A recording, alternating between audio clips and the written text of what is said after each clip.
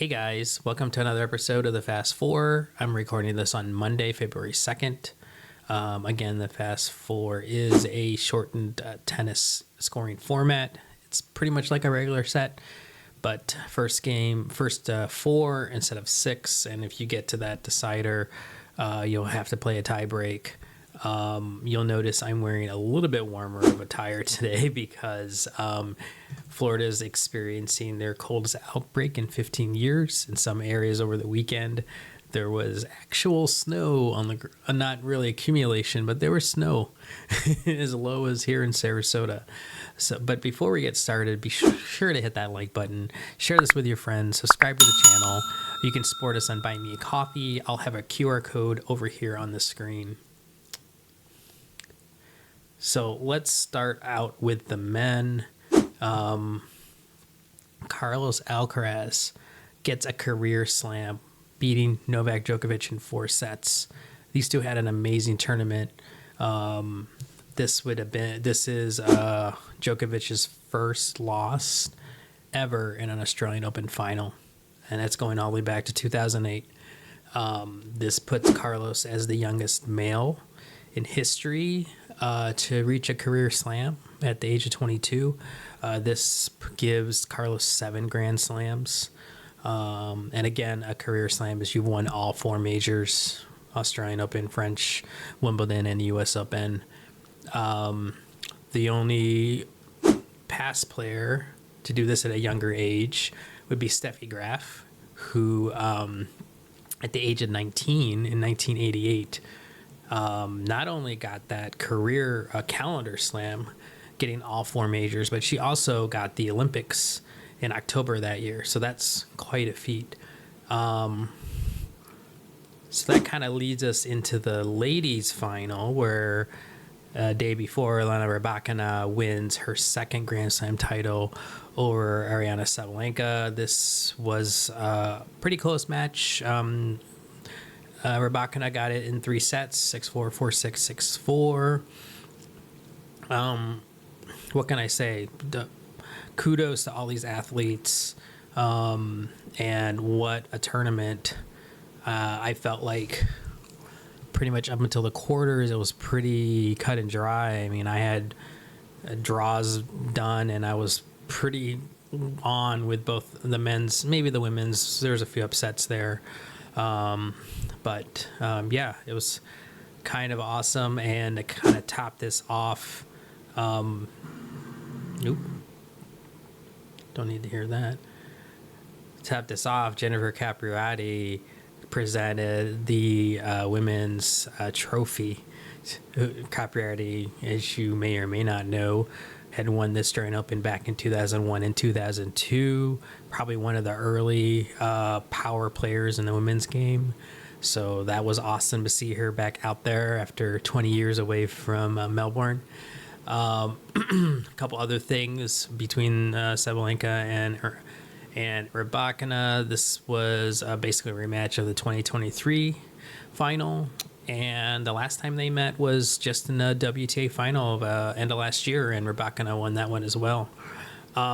Stepping back a bit to the men's semifinals, these were both marathons. So Alcaraz took out Zverev in 5 sets, 5 hours, 27 minutes. It's the longest match in Open history. There was a little controversy where Zverev was really upset when Carlos got medical treatment, which seemed like to be for cramps. I guess by the rules that shouldn't qualify, but what can you do? I mean, it was a close match. Zverev wasn't happy.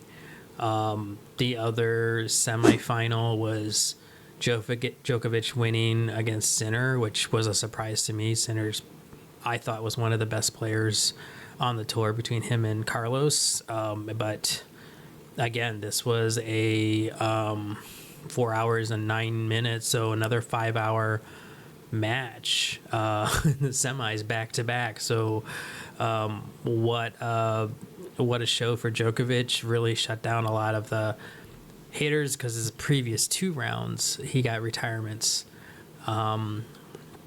So there was a lot of talk that he wasn't really up to get past. He didn't deserve to be in that round, but I think he totally deserved it, especially at his age. So did you watch? So my question is, did you watch 10 hours of tennis going into the weekend? Because I did not. I watched highlights, and that's pretty much it. Yeah, so that was another, like I said, another Australian Open in the books.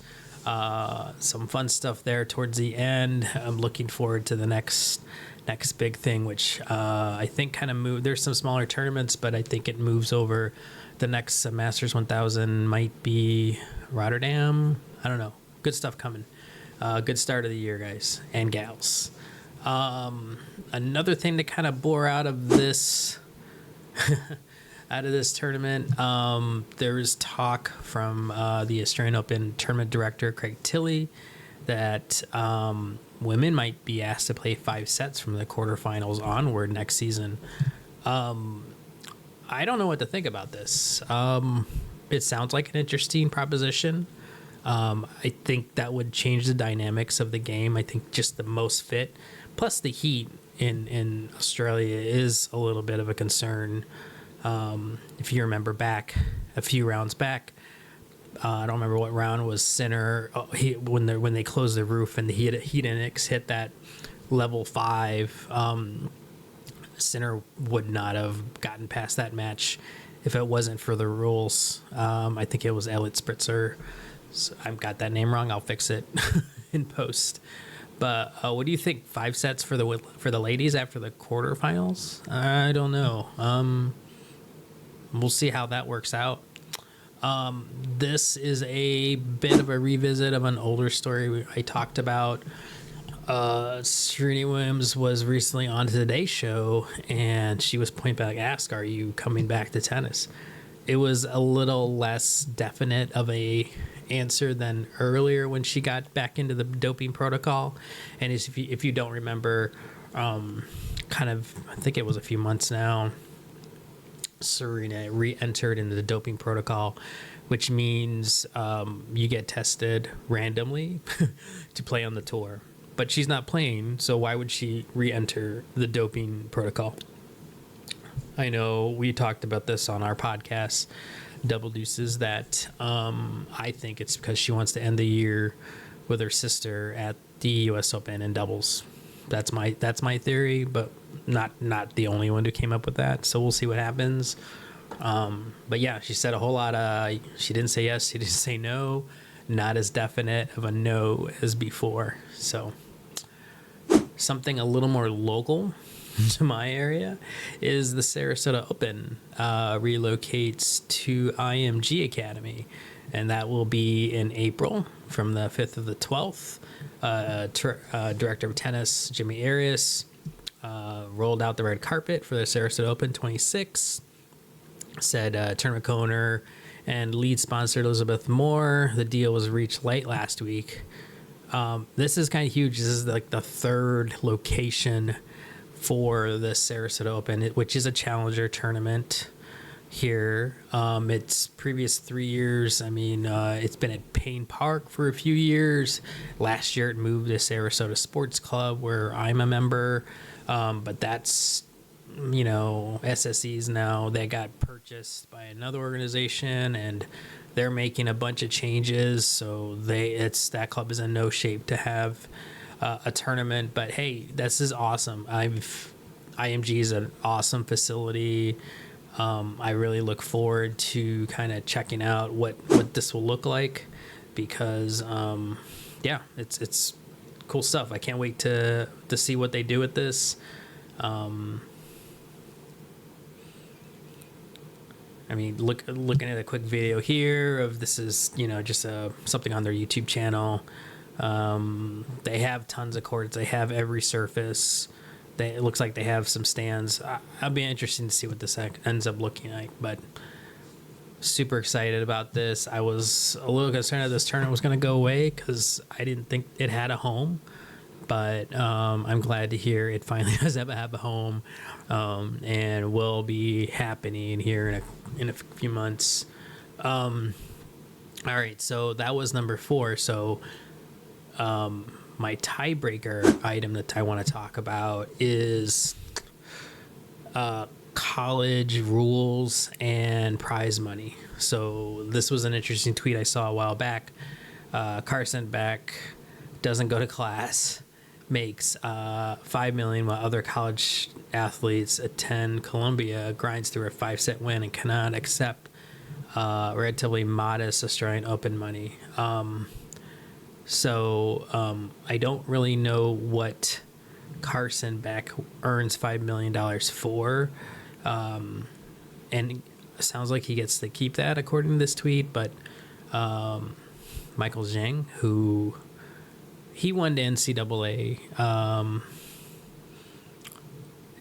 tournament D1 in no, they played it in the USTA Center last year, and he won a couple rounds in the Australian Open, so I think he won like $250K or something like that. But kind of surprising given the rules that he's not able to keep that money. But hey, the comments here were not too kind on this, and some say it's a false comparison. You can actually keep all your NIL money he earns. So I don't know the real story here, but yeah, it'd be interesting what you guys think. I know there's a lot of new rules with NCAA and prize money and what that actually means, and basically getting paid for your likeness while going to school. So yeah, kind of an interesting story. I'll have to probably do a little more of a deep dive on this one, but this one's been lingering on, and I honestly need to look into it more. That's all I have for today. Again, leave me a comment. Tell me what you think about this content. Like, share, subscribe, do all the fun stuff, and thanks for watching.